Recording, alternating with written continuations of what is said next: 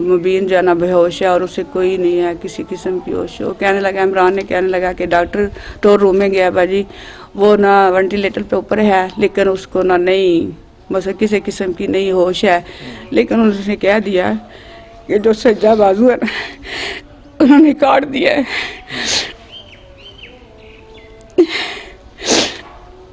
मैंने कहा दिया कुछ नहीं है, अगर सज्जा बाजू उतर ही है तो मेरा मुबीन मुझे मिल जाए, मैं उसके बाद कटे हुए बाजू के साथ अपने सीने के साथ ले तो अल्लाह मियाँ सिर्फ ज़िंदगी दे दे, मुझे मेरे बेटे की ज़िंदगी दे दे। मैं ये तस्लीम कर लिया, ये सोच कर खामोश हो गई हूँ। दिन के 2:30 का टाइम है और ख़बर आई है, वे जो है ना खामन के मोबाइल पे आई है ख़बर, वो अफसर है कोई, उसने फ़ोन किया मरियात सियालकोट से है। उन्होंने कह दिया कि मुबीन की शहादत हो चुकी है। हमने खाना नहीं खाया। जो मेरे मियाँ ना उन्हें खबर मिली है और वो कहने लगे कपड़े तैयार कर लो तो हम चलते हैं उधर पता करने के लिए। हमें वो बताते नहीं हैं कि मुबीन की शहादत हो चुकी है। कहते हैं जल्दी हो जाओ, तैयार हो जाओ। मैंने कहा हमें बता तो दो। कहने लगे नहीं तैयार, मैंने अभी बाजी नहीं है, हमने नहीं जाना उधर। कहने लगे नहीं जल्दी करो, जितनी हो सकता जल्दी करो, वो हमें बताते। फिर उन्होंने कभी नहीं ऐसे किया। वो अंदर गया है किचन में और खाना उठाया है, टिफ़िन उठाया और सालन वगैरह सब कुछ लेकर आया, पानी लेकर आया। कहते हैं खा लो। उन्हें ये था कि कुछ ना कुछ ये खा लें, लेकिन हमने नहीं खाया। हमने कहा नहीं। फिर एक और कॉल आ गई है। उन्होंने क्या वो हमारे से हम देख रहे थे ना जिस वक्त कॉल आई थी। मैं फ़ोन को हाथ नहीं लगाती, मैं क्या अगर फ़ोन को हाथ लगाया तो कोई बुरी खबर मिल गई तो क्या बनेगा। फिर उन्होंने उठाया और जब उन्होंने उठाया वो उस वक्त मैं सुन रही थी क्योंकि वो हम उसको देख रहे थे कि तसरात पढ़ रहे थे। अगर हम पढ़ रहे थे तो पता चल गया था कि मुबीन की शहादत हो चुकी है और उस वक्त मुबीन की शहादत हो चुकी थी। जी नाज़रीन, यकीनन आप मुबीन की दास्तान सुननी होगी। बहुत ही कमाल का वो नौजवान था। कम अरसे में अल्लाह ने उसको ये बड़ा एजाज़ बख्शा। उसकी तलीम भी आपने सुनी कि किस तरह तलीम उसने हासिल की और किस तरह इतने बड़े मकसद तक वो पहुंचा। तो उनकी ये खाला बता रही थी कि उनको पहले ही अल्लाह ने इल्हाम कर दिया था कोई मुबीन शहीद होने के लिए जा रहा है। तो किस तरह उसने सारे अपने मामलात क्लियर किए, सबको अपने वाज़ेह इशारे किए कि मुबीन का वक्त करीब है। तो ये अल्लाह के वलियों की निशानी होती है। जिसको अल्लाह अपना बरगज़ीदा बंदा बनाता है फिर उस पर अपना इल्हाम तारी करता है, उसको आने वाले हालात पहले नज़र आ जाते हैं। तो ये बताइए कि सर जब मुबीन फ़ौज में गए तो कितने अरसा उसने सर्विस की आर्मी में? जब शहीद हुए उस वक्त तक कितनी सर्विस हो चुकी थी मुबीन की? 6.5 साल। 6.5 साल के कम वक्त में अल्लाह ने उसको ये एजाज़ बख्शा है शहादत का। तो आर्मी सर्विस के दरमियान कभी आपको कोई कंप्लेन आई हो कि मुबीन किस तरह का फ़ौजी था, किस तरह की ड्यूटी उसने की? अच्छा था। हर अफसर जो था ना वो बहुत अखलाक के साथ पेश आता था। वो आप भी ऐसे ही प्यार करता था और जो अफसर थे ना वो भी बहुत प्यार करते थे उसके साथ, बच्चों की तरह रखते थे उसको। शुरू से ही ऐसा था, हर आदमी के साथ मतलब उसने मोहब्बत की। बचपन में भी, आर्मी में भी जाके अफसरों के साथ ऐसे ही मतलब मजाक वैसे ही करता था उनके साथ। बहुत अच्छा वक्त उसने गुजारा है। बस सब ने बहुत प्यार दिया है उनको।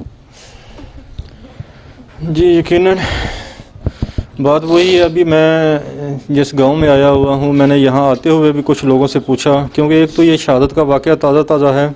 अभी मुश्किल 2-3 दिन ही हुए हैं मुबीन को शहीद हुए जब मैं यहाँ पर आपके सामने ये वीडियो बना रहा हूँ। तो रास्ते में काफ़ी सारे लोगों से मैंने पूछा तो हर बंदे के ज़ुबान पर एक ही था कि यार मुबीन जैसा लड़का गांव में और कोई नहीं है। इतने अच्छे अखलाक का मालिक और नरम मिजाज, और लोग मुझे इनके घर तक खुद काफ़ी लड़के मुझे साथ आए मेरे कि हम आपको मुबीन का घर दिखाते हैं। तो मुबीन की वालदा से उसके पूछते हैं थोड़ी सी कि क्योंकि इन्होंने मुबीन के आखिरी वक्त में साथ थी जब इनको पता चला कि मुबीन शहीद हो गया है। एक मुबीन का भाई भी साथ था और वालदा भी थे। तो मुबीन का भाई हमारे साथ है, तो वालदा से बात करने से पहले मुबीन के भाई की आपसे बात करवाते हैं कि जब ये मुबीन के साथ आखिरी वक्त में थे तो इनसे पूछते हैं कि मुबीन के जब आप पास पहुंचे तो उस वक्त क्या सूरत हाल थी? मुबीन आपसे बातें कुछ कर सका, नहीं कर सका? क्या अगर बातें की हैं तो कौन सी की हैं? जी अपना नाम बताइए। मेरा नाम मिराज अहमद है। जी मिराज भाई, मुबीन के हवाले से बताइए जो आखिरी टाइम आपने उसके साथ गुजारा। गुजारा तो मैंने नहीं, लेकिन मैं वॉलीबॉल शूटिंग मैच में खेलता हूँ। जी जी तो मैं जा रहा था मैच पे, जी तो मुबीन ने मुझे कॉल की है। मुझे कहना लगा कि भाई मुझे ना थोड़े से पैसों की ज़रूरत है, मुझे ना लोड करवा दो, इजी लोड करवा दो, मैंने कॉल करनी है घर में। वो मेरे पास जितने भी थे तकरीबन 200 रुपया था, तो मैंने वो 150 ना उससे सेंड कर दिया। मैंने कहा ये लो। तो जाने से पहले मुझे कहने लगा भाई मैं मिशन पे जा रहा हूँ, ऑपरेशन पे। तो ऐसे करना कि अम्मी ना टेंशन लेती हैं, परेशान हो जाती हैं घर में, तो वो रोने लग पड़ती हैं। तो उनका ख्याल रखना, उन्हें रोने नहीं देना। मेरी ज़िंदगी का कोई पता नहीं है कि मैं वापस लौट के आऊँ कि या ना लौट। वो इतनी ज़िम्मेदारी मेरे ऊपर छोड़ गया कि माँ का ख्याल रखना, जोर भी ज़रा बोलो। कि अम्मी का ख्याल रखना थोड़ा सा। मैंने कहा अच्छा ठीक है, तू इतना परेशान ना हो। तो कहने लगा चलो ठीक है, ये अब ज़िम्मेदारी तेरे पे है। तो इतना कह के चला गया।